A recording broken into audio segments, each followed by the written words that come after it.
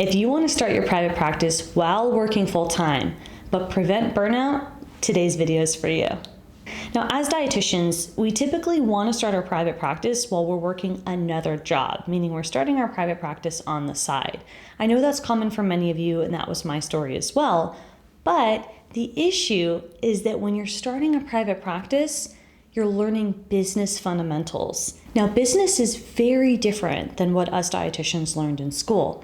In fact, a lot of business fundamentals are very opposite from what we learned in dietetics. For example, I know in my degree as a clinical dietitian, right, my master's in clinical, I was taught to learn disease states so that I could serve multiple different types of clientele.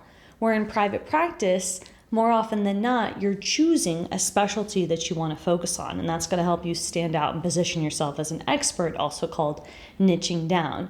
So you see business, where we have a value proposition and defining ourselves uniquely and specifically, that's very different than school, which tells you that you're the Jack or Jane of all trades. So that's one example of how our mind is conditioned to think that we have to serve everybody. But marketing is very different, because in marketing, when you serve everybody, you serve nobody. So you see the reframe? And that's how I want to challenge you today, is to think how you can take business skills and combine them with all of the knowledge that you have and the passion as a dietitian and serve more people. If you want to start a private practice while working full-time, you must know your reasons. That's really important to identify what your motivations or your drivers are, because let's face it, some days are going to be really tough. And on those difficult days, it's important for you to go back to the drawing board and remind yourself why you're here. Think, what's motivating you to start a business? And why is it that you would want this trajectory versus being an employee? And what does that mean to you? And what are the benefits that you're looking to create and the lifestyle that you want from pursuing this path? And if you can get really clear with that and specific and write it down and even crystallize those thoughts visually by creating a vision board, that's going to help you get your mindset right. And that's going to help you grow your mindset so that you are more trained and conditioned in difficult times to focus on the why. Right? Because all of us dietitians in business, entrepreneurs, are going to have challenging days. And those are the days when we're going to go to our drawing board, to our vision board, to our affirmations, to our journal, and reframe why we're doing this to stay focused. Disclosure to your employer is a very important part of building a private practice while you're working a full or part-time job.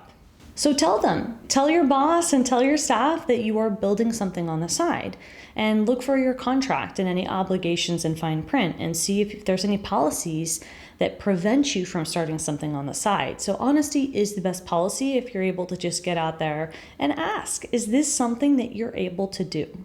So what I'm telling you to do is check the dotted lines. Now, this is something I did not do, and we did not have a policy at my hospital when I built my practice on the side, and I didn't get in trouble, but it was something that I needed to be aware of. And because there was no policy, there were no issues, but that is something in retrospect I wish I would have looked and asked before I got called in by the medical director, who told me, hey, I know you're using Instagram and I know you've got something on the side. We have no policy for this. I just wanted you to know I was aware. And I said, thank you for letting me know that you're aware. Now I'm aware that you're aware, that I'm aware that you're aware, that we have no policy.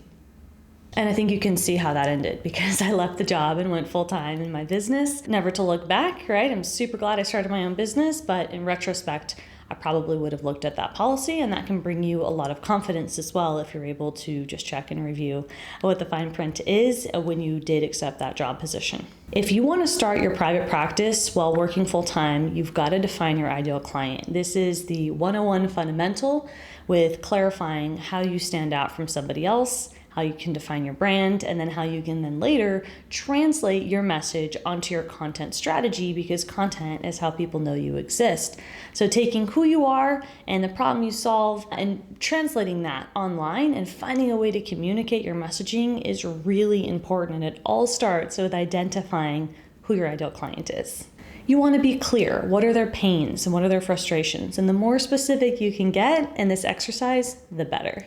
When you get more specific with who your ideal client is, you're able to resonate more with them. For example, think chronic disease. If you're able to talk about, decreasing and managing chronic kidney disease in your content marketing, and you're able to discuss that because you have a clear ideal client, then your content is going to be more clear, and that's going to help you get more people who are interested in wanting to work with you. If you want to start your private practice while working full-time, this might sound super obvious, but you have to make time for your business. And this is something I see a lot of dietitians really struggle with, is that they're not consistent. So they might make 30 minutes one week, skip another week, 10 minutes another week, and then 2 hours the week after. And business needs consistency. So you're going to have to find a way to schedule in regular time to work on this project, to then hope that this can help become full-time down the line. You're going to want to allocate time weekly and ask yourself how much time, and then take that block of time and make sure that you're being consistent. Now, if you only have an hour a week, that absolutely works. In fact, we have an offer right now that's going to help you take just an hour a week and start from ground up. So make sure down below to click on the link in the description box to learn more about that new offer. Now, if you have more time and you say, you know what, I've got more than an hour, I've got this, even better. Just make sure that you're blocking out that time, you're putting it into your schedule, and you're being consistent. In order to start a private practice, you have to grasp the business essentials. And what those include are sales, marketing, operations, and mindset. So you must have some understanding of these functions in the business so that you're able to progress. So you're going to need to learn sales and marketing. The most important aspect of launching is by far having a clear offer that people understand. And you have to sell that offer. And you're going to have to be confident enough to state your price and either be able to collect payment over the phone if you're doing sales calls, or put together a clear course with a sales page that people understand and they can just click and purchase that course without even needing to talk to you. As you grow in your practice, operations will become more and more important. But the first steps are going to stress sales, marketing, and mindset. Entrepreneurship requires new skills that we weren't taught in school. And now is a perfect time to learn these skills and these foundations so that ultimately you can live a life of flexibility and help more people. And that feels really fulfilling.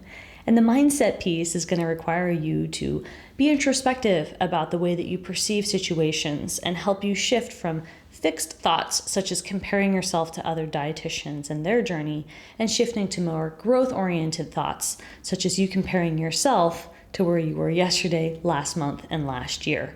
And there is a lot of work that needs to be done when it comes to mindset on all levels. From you comparing yourself to other people, to consistency, to imposter syndrome, to you seeing sales as a service and as an opportunity to help people. Business books like the book Mindset by Carol Dweck and Purple Cow by Seth Godin are really great reads that I suggest. You can grab them on Audible, or you can just purchase them paperback from Amazon or at your local bookstore. And reading that kind of content is going to help you get in that right frame of mind. Another tip with starting your private practice while working full-time is having a decent sense of your finances. Now, I know you're probably rolling your eyes because a lot of dietitians resist me on this specific topic. You want to separate business and personal and ask yourself, when it comes to business expenses, how much are you willing to invest back into your business? And then keep a small track record of what you are investing back into your business so that you have that, noted down and you're very aware of your finances. And if you're making money, you want to also track that too and have that be readily accessible so you can review it on a regular basis and you can go back and see how much money did you spend on a monthly annual basis, how much money did you receive and when. And keeping these basic records is going to be a great way to develop your skills, and it's great information to keep aware of as a business owner, and you actually need to for taxes. So it's really important that you get in the habit of reviewing your finances and separating business and personal. As you grow, you're going to want to reinvest more money back into your business. And keep in mind, even if you're not making money yet and you're only investing back into your business, like you're paying for coaching with us or you're using an EMR service and you're paying for that, you still want to keep track of the expenses that you're paying for until you're able to recoup that investment by earning monies from your clients. So you're going to want to keep track of all the money that comes in and all the money that comes out, regardless of what those numbers look like. The last tip I want to give, which is super obvious, is to consider virtual sessions. In-person sessions cost more money because overhead isn't free. There are free options. Free video conferencing or very low cost software if you're going to be using virtual sessions with clients, and then it increases accessibility. So people don't have to take more time to travel. You don't have to pay for an office where people have to come to.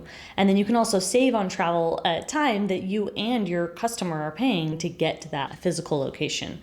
So virtual is a much more accessible option that many people are very used to after the pandemic. If you want more tips and tricks, I definitely suggest you watch the video that I created about how to niche down. I also have another video about how to start your private practice without working clinical, so make sure to check out my content and comment below with what point stood out to you in this particular video. We'll see you next time.